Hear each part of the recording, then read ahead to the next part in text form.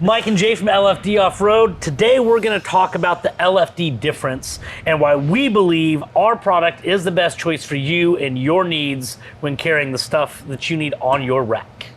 So starting with the crossbars for the factory side rail for your vehicle, they bolt on very easily. Just drop the hardware into the side rail. We use all grade 8 hardware, stainless bolts. They're either going to be stainless finish or they're black oxide finish, still stainless steel bolts, grade 8. Some have a zinc harsh environment finish.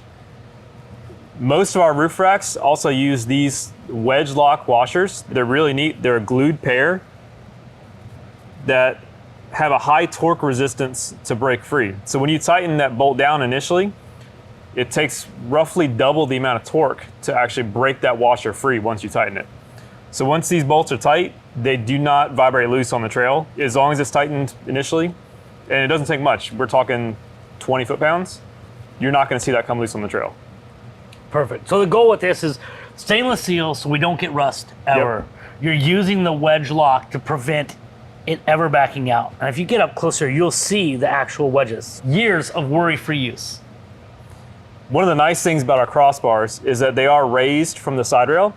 So when it's on the vehicle, you have plenty of room to reach your hand underneath. You can reach bolts underneath. You can clamp around the crossbar. You can work with your cargo. You have plenty of clearance room.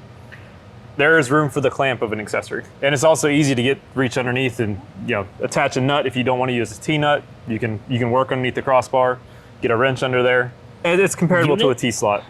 Goes right in, tighten it right down, and you're done. So that's a crossbar installed. Very easy, very quick, goes right in the slot, easy and versatile.